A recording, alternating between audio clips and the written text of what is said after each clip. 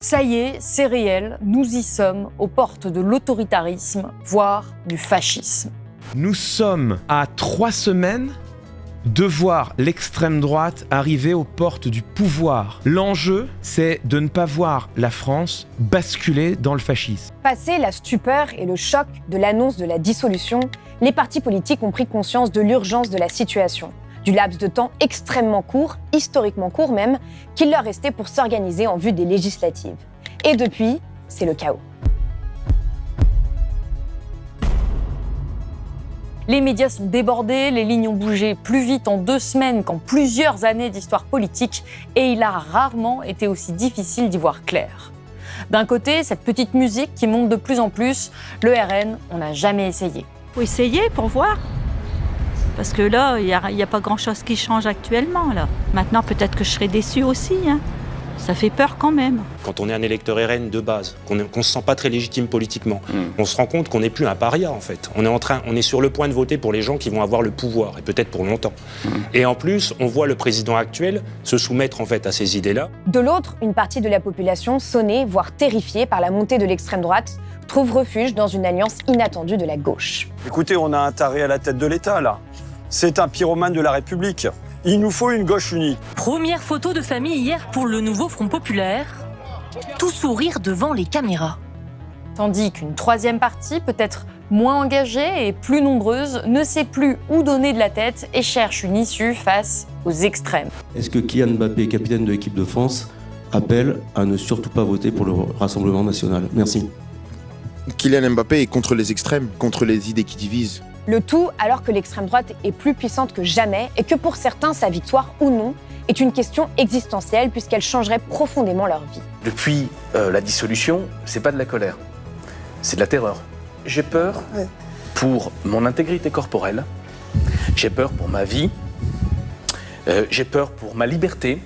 L'extrême droite et la gauche ont rebattu les cartes de l'échiquier politique et la situation inédite contraint les autres à se positionner. Dans ce moment historique qui pourrait avoir des conséquences immenses sur nos vies, comprendre la politique et ce qui se joue semble plus nécessaire que jamais.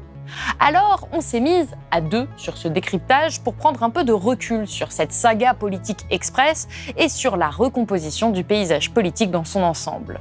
Qu'est-ce qui se joue avec cette dissolution? Dans cette période troublée et cette cacophonie médiatique, qui peut-on vraiment croire? L'expression « les extrêmes » employée par de nombreux commentateurs, dont Kylian Mbappé, a-t-elle un sens? Quels sont les différents scénarios qui s'offrent à nous ces prochaines semaines? Réponse tout de suite dans cette grande émission récapitulative pour Blast.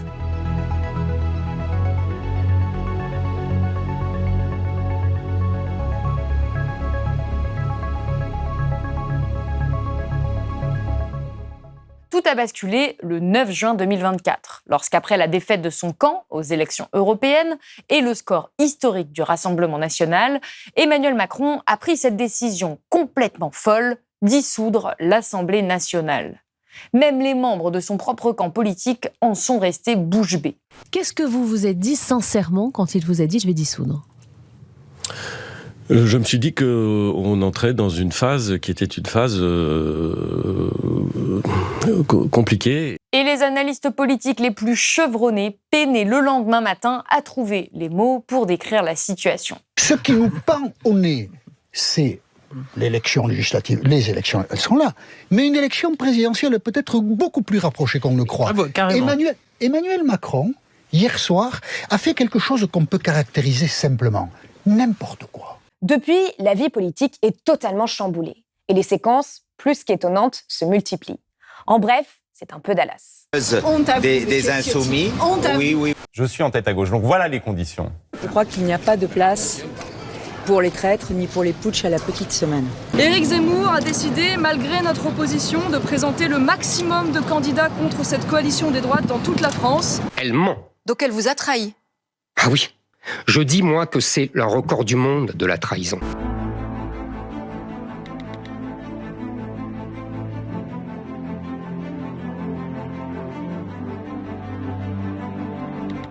Pendant que le chaos s'installe, le Rassemblement national nage dans le bonheur et se voit déjà au pouvoir. Nous sommes prêts à exercer le pouvoir si les Français nous font confiance lors de ces futures élections législatives. En clair, nous sommes prêts à redresser le pays, prêts à faire revivre la France. Tout a été dit sur cette dissolution. On a parlé de coups de tonnerre, de coups de poker, de folie. Pourtant, ce n'est pas la première fois dans l'histoire de la Ve République qu'un président décide de dissoudre l'Assemblée, mais la 6e. C'est déjà arrivé en 1962, 68, 81, 88 et 97. L'Assemblée nationale. Dans les faits, on distingue les dissolutions de remède à une crise et celles de confort pour asseoir son pouvoir. Presque toutes les dissolutions depuis 1962 ont permis au président en exercice de remporter leur pari avec une majorité à l'Assemblée. Le seul échec, à ce jour, c'est celui de Jacques Chirac, qui, le 21 avril 1997, prend la décision d'avoir recours à l'article 12 de la Constitution. J'ai décidé de dissoudre l'Assemblée nationale. À ce moment-là, son Premier ministre, Alain Juppé, est en chute libre dans l'opinion publique, suite à des grèves spectaculaires partout dans le pays pour protester contre sa réforme des retraites. En convoquant des législatives anticipées, 1 an avant la date prévue, le pari de Jacques Chirac est de couper l'herbe sous le pied à la gauche, pour ne pas lui laisser le temps de s'organiser et ainsi conforter son pouvoir. La dissolution n'a jamais été faite dans notre Constitution pour la convenance du président de la République. Mais c'est un échec total. La droite s'effondre, la gauche obtient la majorité absolue et Lionel Jospin devient Premier ministre, actant ainsi le début d'une cohabitation de presque 5 ans. Aujourd'hui, certains rêvent de ce scénario. Dans tous les cas, les dirigeants de gauche, là, ils vont écrire une page de l'histoire. Soit ils écrivent la mauvaise, voilà, ils sont responsables de l'arrivée de l'extrême droite à Matignon et au pouvoir, soit ils écrivent la bonne, la surprise, et il faut des mesures fortes. 35 heures en 97, ça a été écrit, alors ils n'ont pas eu 2 semaines, ils ont plutôt eu 2 mois, ils ont sorti les 35 heures, ça a fait la différence. Mais gardons un peu de distance avec l'histoire, car le contexte actuel n'a pas grand-chose à voir avec celui de 1997, mis à part la récente contestation contre la réforme des retraites. Jamais l'extrême droite n'a été aussi proche du pouvoir en France. Après avoir réalisé une percée à l'Assemblée nationale avec 89 députés élus le 22 juin 2022, 2 ans plus tard, le Rassemblement national est en passe de doubler, voire presque tripler son score. Rappelons ici qu'en 2017, le RN n'avait réussi à faire élire que 8 députés. Aujourd'hui, il pourrait donc devenir le plus important groupe de l'Assemblée. Une telle progression en aussi peu de temps est inédite dans l'histoire de la Ve République. En 1997, Jacques Chirac ne peut imaginer qu'il se retrouvera 5 ans plus tard au second tour de la présidentielle face à Jean-Marie Le Pen. À l'époque d'ailleurs, le Front républicain était une évidence. Mettez des gants si vous voulez, des pinces ou ce que vous voulez, mais votez, abaissez le plus bas possible Le Pen. Nous votons Jacques Chirac. Et ce score du FN était un choc pour tout le monde. Faut me comprendre, je suis un noir en France, c'est chaud. C'est chaud là pour moi de dire que je vais bien, vous comprenez un peu. C'est pas juste. Et ça va finir comme en Italie, et ça va être horrible. Putain, quelle honte. En 20 ans, la société française s'est peu à peu habituée à l'extrême droite. Et c'est, en partie, laissé tenter par ceux qui se présentent comme une alternative à tous les autres. Là, les gens ont l'impression d'avoir déjà tout perdu. Donc ils se disent, bon bah voilà, le RN, ils veulent qu'on ait le RN, nous on les pousse, et bah là maintenant on va y aller, on est du côté des vainqueurs. Si en 2022, nous nous demandions déjà si le Front républicain était à l'agonie ou bel et bien mort, aujourd'hui, la question ne se pose plus. En 2022, au regard des chiffres, le Front républicain s'est considérablement émoussé. Ils l'ont voulu. Emmanuel Macron l'a voulu en ne donnant pas de consignes claires de vote et en mettant sur le même pied Mélenchon et Marine Le Pen. Il a voulu cette situation. Emmanuel Macron a brisé le pacte lui-même républicain. Le Front républicain semble bel et bien mort. L'extrême droite est non seulement devenue une force politique comme une autre, mais pour beaucoup, elle est même devenue préférable à la gauche. Au 2e tour, le 7 juillet, il y a un candidat de la France insoumise, en l'occurrence un candidat du Front populaire, face à un candidat du Rassemblement national. Pour qui votez-vous ? Ah mais moi j'ai aucun problème, je fais barrage évidemment à la France insoumise et cette alliance de la gauche aujourd'hui. Et on ne voit pas que ça chez les politiques. Des figures médiatiques telles que Raphaël Enthoven ou Alain Finkielkraut sont elles aussi très claires sur le sujet. François-Xavier Bellamy, figure de la droite traditionnelle, se dit prête à tout pour que la France insoumise n'arrive pas au pouvoir, tandis qu'une victoire du RN ne le dérange apparemment pas.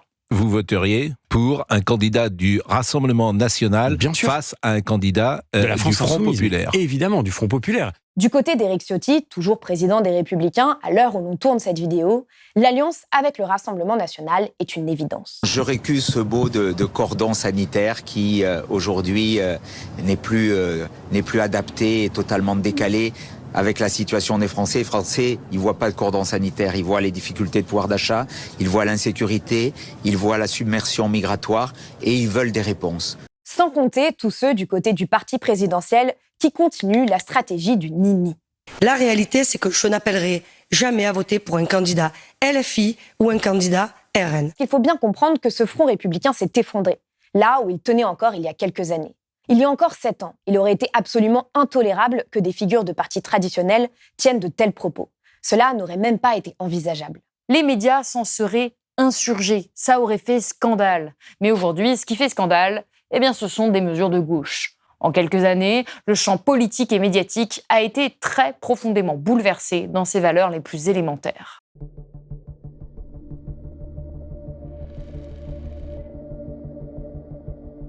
Depuis qu'Emmanuel Macron a, je cite, « balancé sa grenade dégoupillée dans les jambes de ses adversaires », oui, ce sont ces mots, l'ennemi public numéro 1 ne semble pas être le Rassemblement national, mais l'Alliance de la gauche, et en particulier la France insoumise. Lundi 10 juin, au soir, la gauche annonçait avoir trouvé un accord pour présenter une seule candidature au premier tour des élections législatives dans toutes les circonscriptions.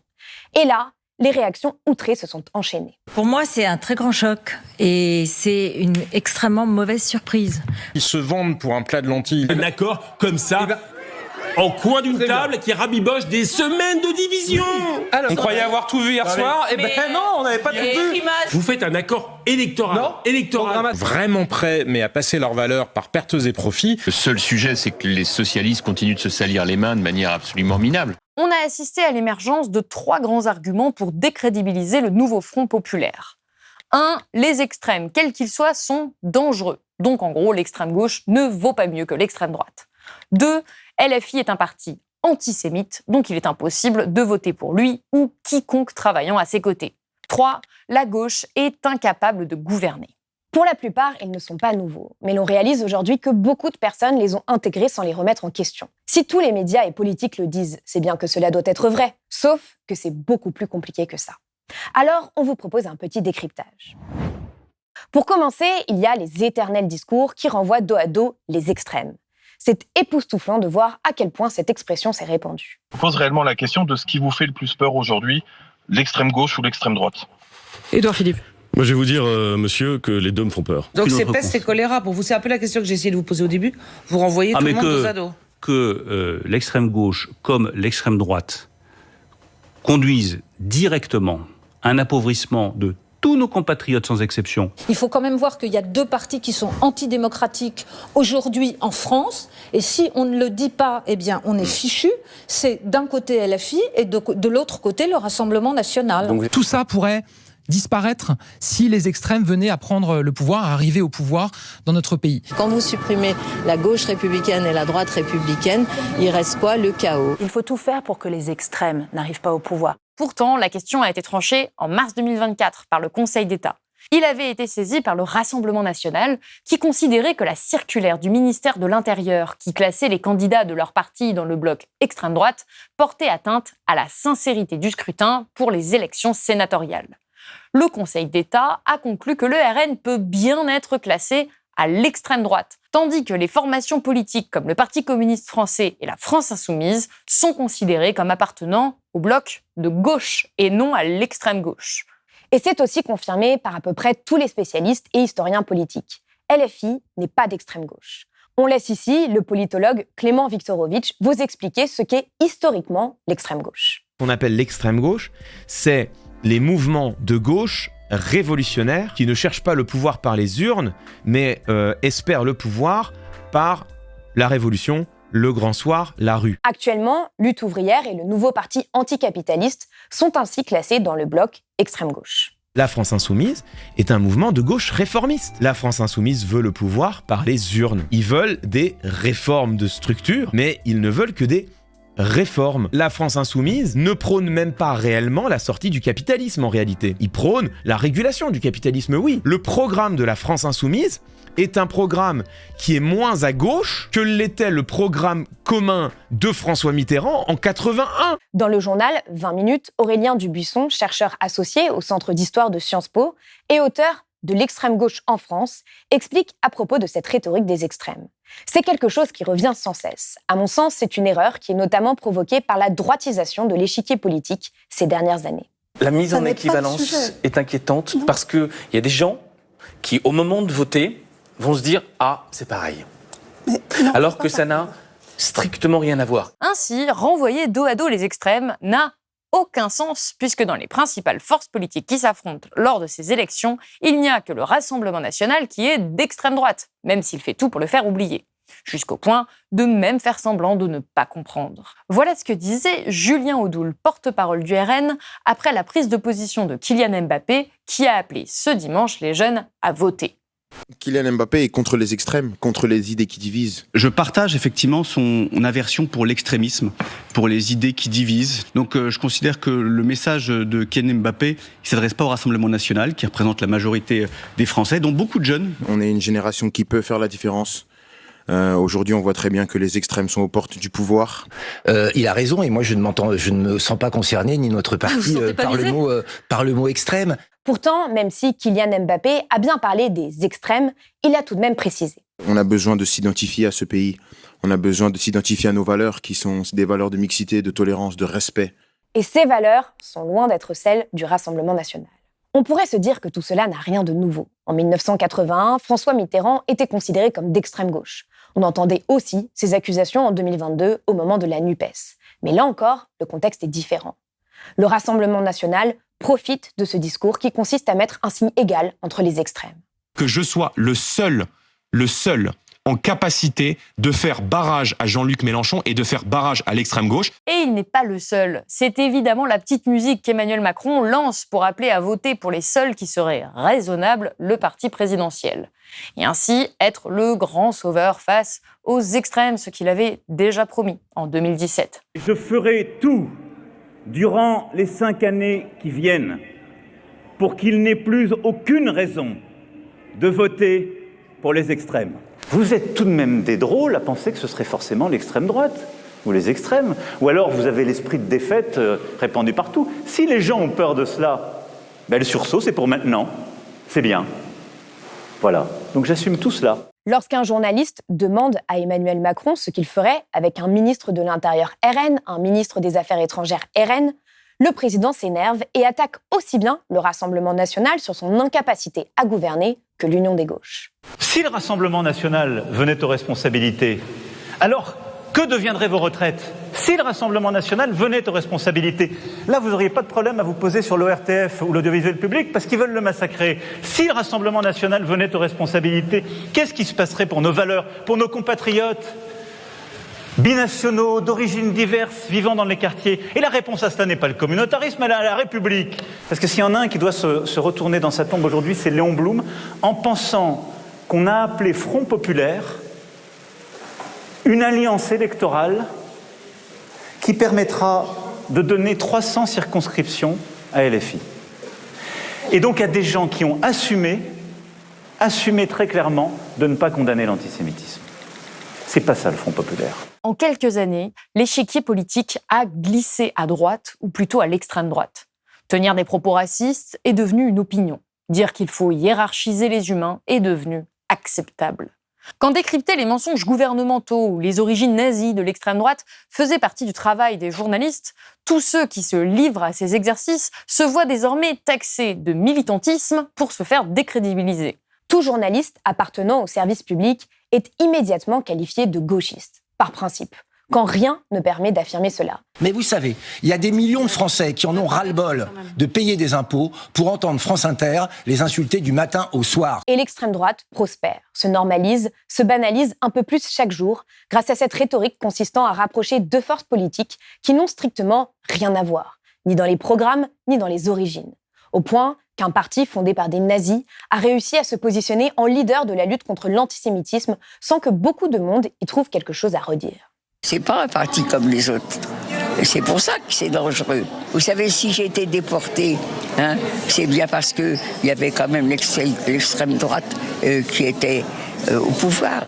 On ne peut pas confier les clés de la France à ce parti, qui est un parti xénophobe, qui est contraire vraiment à ce que la France représente depuis 250 ans, qui est un parti qui a été fondé par des anciens collabos, par des anciens de l'OAS, je le dis pour les plus jeunes.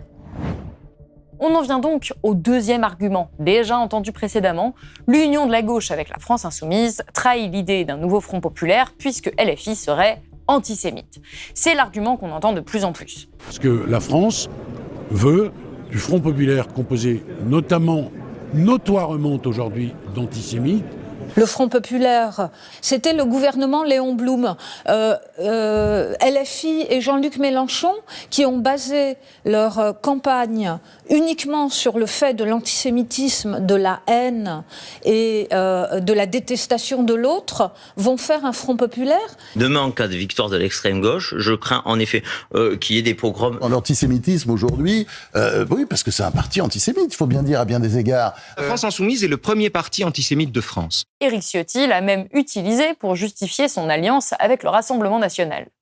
Moi, je dis que la question de la dissolution de la France insoumise est posée, parce que ce parti ne peut pas continuer à semer la haine, à propager la haine. À force d'entendre en boucle les accusations d'antisémitisme envers LFI, beaucoup de personnes se posent des questions. D'autres ont déjà les réponses. Alors, résumons rapidement.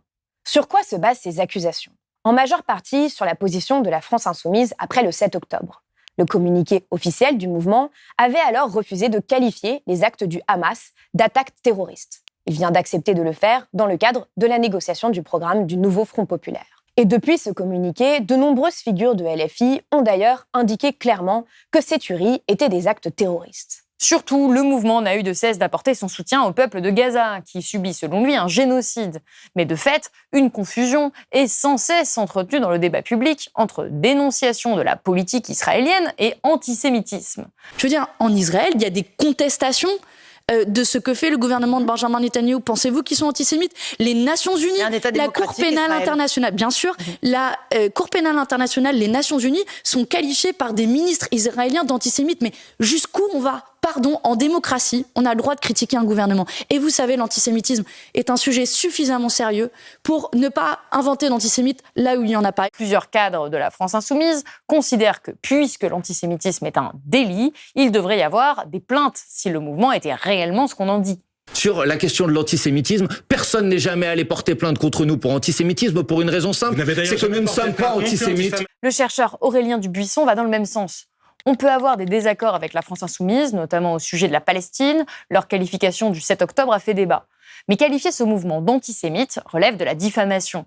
Si les dirigeants et députés de la France insoumise tenaient des propos antisémites, ils seraient, à raison, condamnés par la justice. À ma connaissance, aucun d'entre eux ne l'a été. On ne peut pas en dire autant à l'opposé de l'échiquier politique. Rappelons qu'en 2012, Jean-Luc Mélenchon avait gagné son procès contre Jean-François Copé, Nathalie Kosciusko-Morizet et Alain Juppé, qu'il avait accusés d'antisémitisme. Tous trois ont été condamnés par le tribunal correctionnel de Paris au titre du préjudice moral. Plus récemment, le 28 février 2022, le tribunal judiciaire de Paris a condamné CNews à accorder un droit de réponse à LFI, accusé sur cette chaîne d'être un parti antisémite. Il n'y a plus de débat possible dans ces conditions en France. Oui, je suis pour le cessez-le-feu à Gaza. Oui, je suis pour 2 États et rien ne me fera taire. Le 17 juin, plusieurs intellectuels, dont l'historienne Ludivine Bantigny et Joanne Chapoutot, ou encore l'autrice Annie Ernaux, apportaient une réponse collective sur l'accusation d'antisémitisme portée contre la France insoumise. Ils écrivent « Répondre honnêtement aux personnes honnêtes et démonter cette accusation abjecte nous a paru une nécessité. Mais répondre vraiment, en tenant compte de ce qui a pu heurter, à l'heure où la recrudescence des actes antisémites crée non seulement de l'indignation mais de l'anxiété, avivant ou ravivant les peurs et les blessures, et la nécessité opiniâtre de combattre l'abjection qu'est l'antisémitisme. » Nous savons bien pourquoi cette offensive déchaînée est menée. La possibilité d'une arrivée de la gauche au pouvoir terrifie les représentants d'un ordre social, économique et idéologique.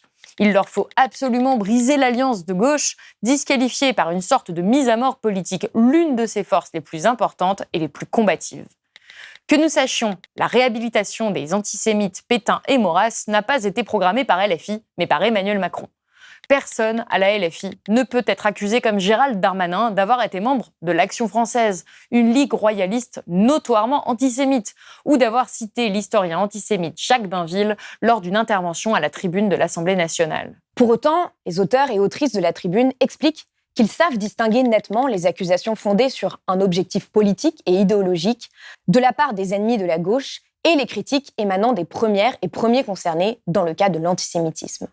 Et c'est la raison pour laquelle, selon eux, la gauche doit faire son autocritique et qu'il est normal que certains propos aient pu choquer ou blesser. Comme cette note de blog publiée le 2 juin par Jean-Luc Mélenchon. Contrairement à ce que dit la propagande de l'officialité, l'antisémitisme reste résiduel en France. Il est en tout cas totalement absent des rassemblements populaires. Alors que la recrudescence de l'antisémitisme est certaine, le terme résiduel a beaucoup fait débat.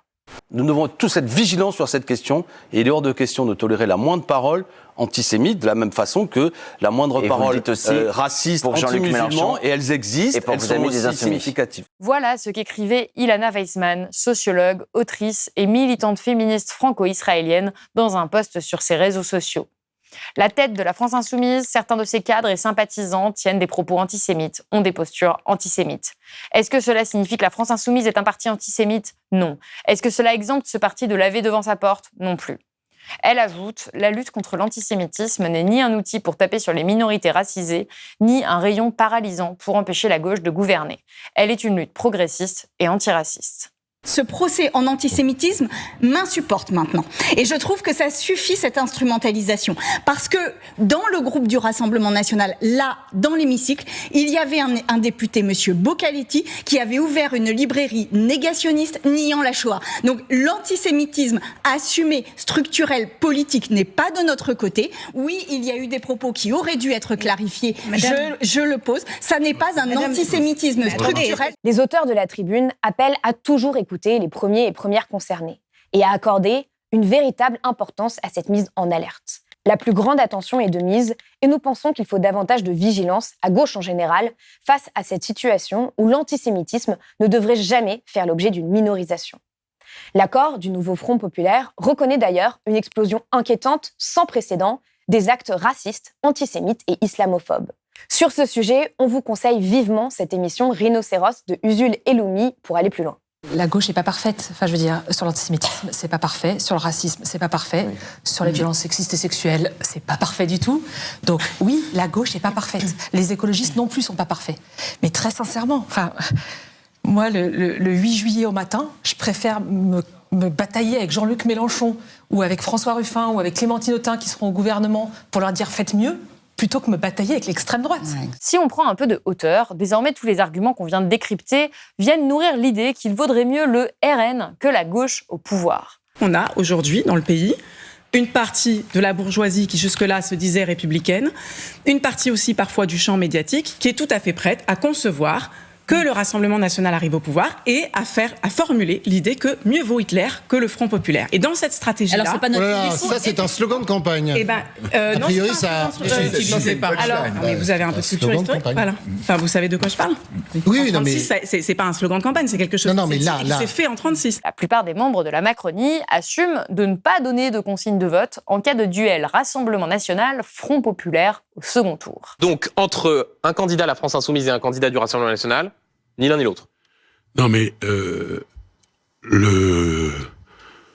Qu'est-ce que vous me dites ? Répétez-moi votre question. Entre un candidat du Rassemblement national et de la France insoumise au second tour, vous dites il ne faut pas choisir, on renvoie dos à dos. Je l'ai dit. Emmanuel Macron en vient même à un chantage très clair en cas d'alliance avec LFI. Et donc je pense qu'il y a beaucoup de parlementaires sortants, de gens de bonne foi qui veulent accéder aux responsabilités. Et donc en effet, s'ils sont clairs en disant nous ne sommes pas dans ce bloc parce qu'il n'a pas de sens, alors la majorité devra construire avec eux. Cette idée selon laquelle la gauche serait la couleur politique la plus incompétente au pouvoir est loin d'être fondée, si on s'appuie sur les faits, l'histoire et la recherche en sciences sociales et économiques sur le sujet. Dès l'annonce du programme du nouveau Front populaire, commentateurs, journalistes, éditorialistes et politiques s'en sont donnés à cœur joie.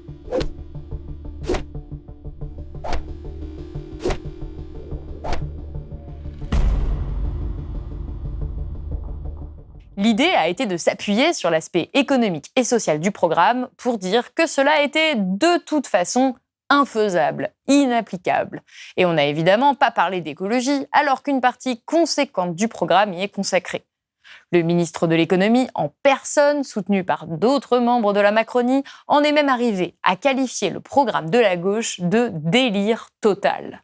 Ce qui change quelque chose, c'est leur programme, qui est un délire total.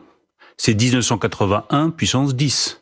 C'est l'assurance du déclassement. On parle d'indexation des salaires, chômage de masse et l'assurance de la sortie de l'Union européenne. Là où je trouve aussi que le programme du pseudo Front populaire est dangereux, c'est que c'est un retour 50 ans en arrière. Et ça montre le moment de folie politique dans lequel nous sommes tombés. J'appelle chacun à reprendre ses sens. Avec son arsenal de mesures économiques et sociales fortes, la gauche est pourtant loin de faire complètement trembler les lignes de l'économie ou de la diplomatie française. Si dans de nombreux médias, leurs idées sont présentées comme complètement révolutionnaires, folles, voire totalement irrationnelles, il s'agit pourtant de mesures qui ont été appliquées dans d'autres pays, comme la Belgique, qui a indexé les salaires sur l'inflation, dans d'autres situations, voire qui ne sont que le simple rétablissement de nombreux paramètres qui ont longtemps existé dans notre pays, sans effondrement économique. La différence majeure entre le nouveau Front populaire et le Rassemblement national, c'est que le nouveau Front populaire est soutenu par de nombreux économistes et experts reconnus, à l'instar de Thomas Piketty, Julia Cagé,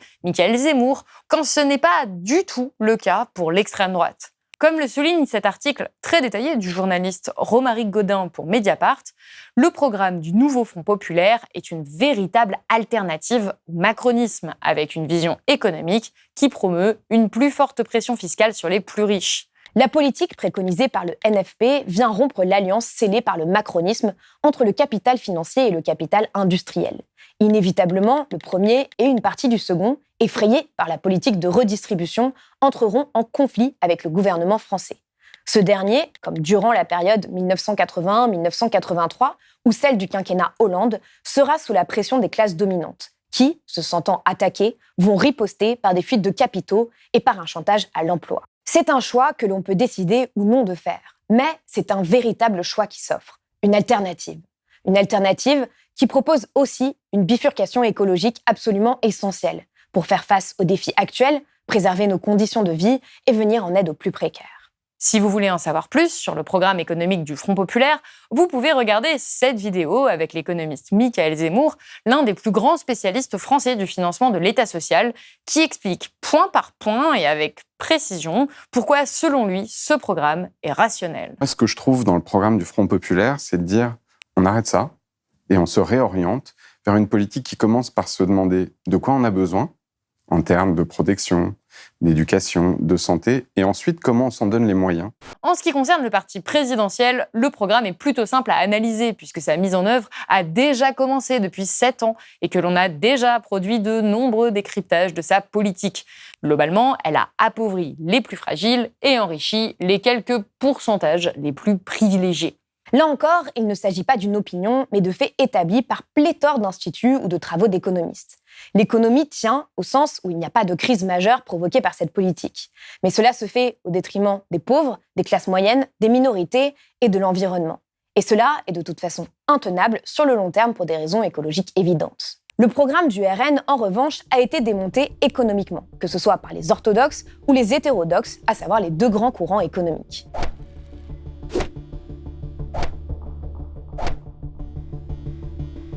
Dans aucune analyse, dans aucun scénario, cela ne peut tenir, et encore moins être social ou redistributif. Ce n'est tout simplement pas leur projet. C'est écrit dans leur programme, en dépit de tout ce que ces dirigeants peuvent prétendre. On vous l'avait déjà longuement détaillé dans cette vidéo.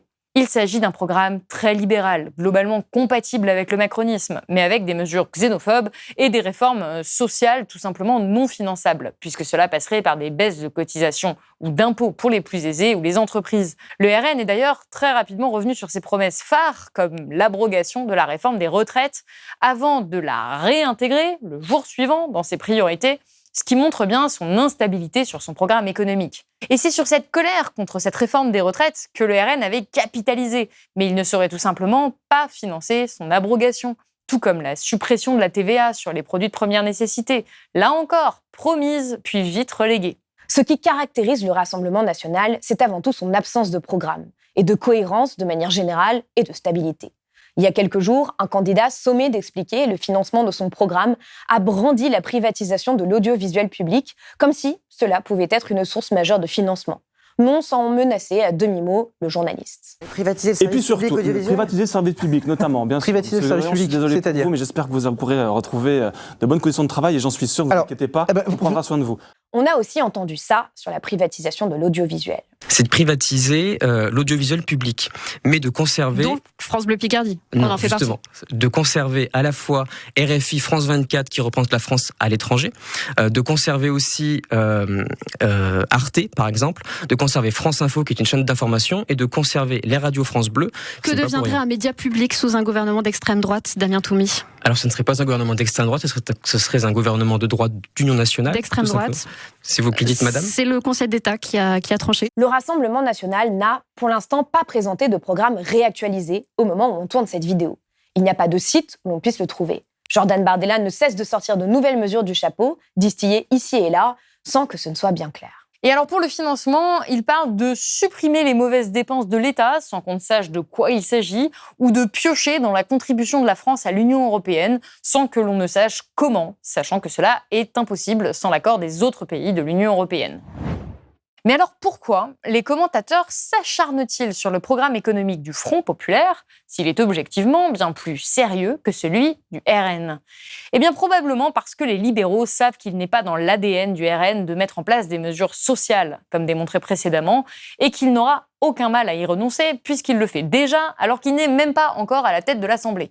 La gauche, elle, en revanche, propose pour le coup une véritable redistribution des cartes. Les milieux financiers ont plus peur du programme de la gauche que du programme du RN. Alors, ça n'a rien d'étonnant d'un point de vue strictement économique, je parle, parce que le RN se rapproche sur beaucoup de points du programme d'Emmanuel Macron, alors que le programme de la gauche serait vraiment une remise en cause de la répartition des richesses. Et c'est cela qui se joue. Ces rapports de force expliquent aujourd'hui l'union des droites.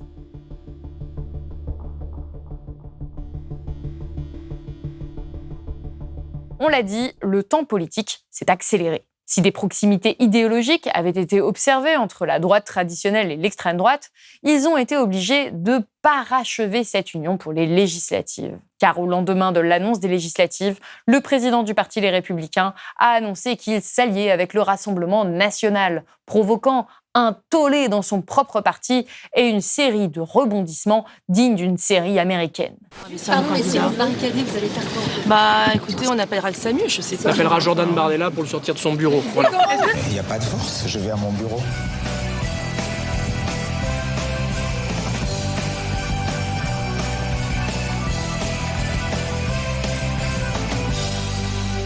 Après s'être barricadé au siège de son parti et avoir été exclu par les autres membres, Éric Ciotti a finalement pu conserver son titre de président suite à une décision de justice qui doit encore être confirmée. Résultat, l'alliance a bien lieu, partiellement, et c'est bien le fruit notamment du travail du milliardaire Vincent Bolloré, qui a œuvré en secret à unir les droites pour que son grand projet libéral ultra-conservateur puisse voir le jour, comme nous l'a appris cette enquête du Monde. L'occasion de rappeler au passage que les médias de Vincent Bolloré n'ont jamais été aussi déchaînés qu'aujourd'hui pour convaincre les esprits de voter à l'extrême droite. Attends, les gens moi, par exemple, moi, je te le dis, LFI au pouvoir, je pars, c'est sûr. Oui, c'est ça. Mais revenons au champ purement politique. L'alliance entre le Rassemblement national et les Républicains pour les législatives de 2024 est aussi le résultat d'une convergence idéologique autour du libéralisme économique. Cette union se fonde sur un soutien commun aux structures capitalistes et à la défense des intérêts des classes dominantes. Le RN, bien que souvent perçu comme anti-élite et critique des aspects les plus globaux de la mondialisation, a progressivement adopté des positions libérales, comme vu précédemment. Les Républicains, quant à eux, ont toujours défendu des politiques libérales favorables au marché. Des thèmes centraux de leur alliance, comme l'immigration et la sécurité, sont utilisés pour détourner l'attention des inégalités économiques. Ces politiques renforcent l'autorité de l'État et la cohésion nationale autour d'un ennemi commun, souvent désigné comme l'autre, empêchant ainsi une remise en question de la concentration des richesses, par exemple. Depuis quelque temps, les deux partis votaient ensemble à l'Assemblée nationale, et il devenait même parfois compliqué de les distinguer. Donc, ils sont pris dans leur surenchère avec le Rassemblement national, qui ne fait rien, d'ailleurs, qui n'a qu'à se croiser les bras pour que les LR se RNisent, quoi. Parce qu'on a des LR qui sont une espèce de RN bis, quoi, en matière de migration. En tout cas, c'est tout à fait net. Si la proximité est assez claire entre LR et le RN, elle l'est moins avec les macronistes. Pourtant, le temps où Emmanuel Macron était ni de gauche ni de droite est désormais bien loin. Il est très clairement marqué à droite depuis le début de son mandat. Que ce soit sur le plan économique, social ou dans ses prises de position conservatrices sur les femmes ou l'immigration. On a un modèle social qui est généreux et on ne peut pas accueillir toute la misère du monde. Moi, je suis un grand admirateur de Gérard Depardieu. Je le dis en tant que président de la République, mais aussi en tant que citoyen, il rend fier la France. Dans sa répression féroce des différents mouvements sociaux,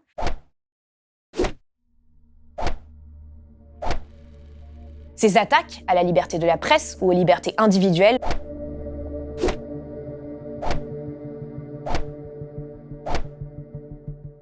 qui constituent une dérive autoritaire que nous avons largement documentée ces dernières années. Et même si le macronisme prétend toujours être une opposition à l'extrême droite, il lui a en réalité pavé le chemin. L'extrême droite et le macronisme sont tous les deux au bout d'un même spectre. Et c'est sûrement pour cela qu'il est si difficile d'y voir clair.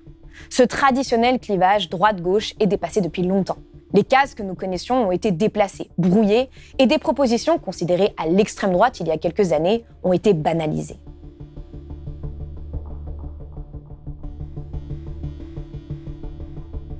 Alors, dans ce contexte, comment appréhender la situation politique ? Que risque-t-il réellement de se passer lors des prochaines élections ? Au premier tour de la présidentielle de 2022, les droites extrêmes avaient réuni 32,5% des voix, quand elles en ont réuni 37% aux européennes. Et tout cela a en grande partie été provoqué par cette mise en équivalence mortifère et intellectuellement absurde entre la gauche et l'extrême droite, qui a participé à banaliser avec une efficacité redoutable un parti fondé par des nazis. Aujourd'hui, la plupart des sondages donnent le RN en tête, juste devant le nouveau Front populaire qui progresse. À ce stade, aucun d'entre eux n'obtiendrait la majorité absolue à 289 sièges sur 577 selon les projections. Mais prudence, les projections en sièges qui donnent une photographie de la prochaine Assemblée sont peu fiables, les sondeurs le disent eux-mêmes. Pour représenter fidèlement la future Assemblée nationale en restant dans la logique du sondage, il faudrait en fait réaliser 577 sondages, soit un par circonscription.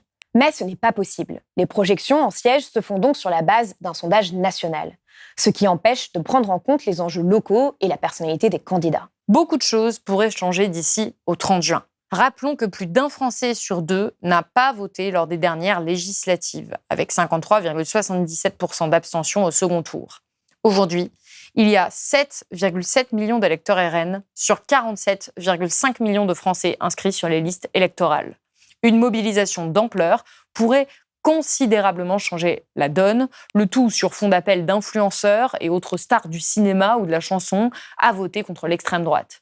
Une telle mobilisation est tout simplement inédite. Si ces prises de position se traduisent en vote, notamment des plus jeunes, cela pourrait faire basculer ces élections. Lettre ouverte à tous les jeunes qui me suivent. Voilà comment Squeezie a commencé son post Instagram publié vendredi où il explique à ses 8 millions d'abonnés pourquoi il faut aller voter contre l'extrême droite aux prochaines législatives. Rappelons ici que plus de 400 000 procurations ont été établies en une semaine. C'est 6,5 fois plus qu'en 2022. La participation pourrait être de 10% supérieure aux dernières législatives. Mais rien ne nous dit qu'elle ne soit aussi favorable à l'extrême droite. Dans certaines circonscriptions, cela peut se jouer à quelques voix. Car rappelons les règles, dans les 577 circonscriptions françaises où vont être élus nos futurs députés, seuls peuvent se présenter à ce second tour les candidats arrivés en tête du premier tour et les autres candidats ayant obtenu un nombre de voix au moins égal à 12,5% des électeurs inscrits. Dans beaucoup de cas, ce sont comme des mini-présidentielles qui se jouent à échelle locale. Les triangulaires ou duels peuvent tout changer en fonction des consignes de vote. Et en se basant sur les dernières législatives, difficile de compter sur le parti d'Emmanuel Macron pour faire barrage à l'extrême droite. En 2022, dans les 61 duels qui ont opposé le RN et la NUPES, seulement 32 des candidats ensemble, battus au premier tour, ont donné des consignes de vote claires. En cas de duel NUPES-RN, 72% des électeurs ensemble se sont abstenus. C'est hallucinant le fait à quel point les électeurs de la majorité ont refusé de jouer le jeu, alors que tous les électeurs de gauche à la présidentielle ont joué le jeu. Donc ça va se payer très cher. Les leaders de la gauche l'ont compris, tout comme les rangs militants. Le nouveau Front populaire peut potentiellement réellement faire barrage à l'extrême droite. Et la dynamique est palpable, comme ce lundi soir en région parisienne.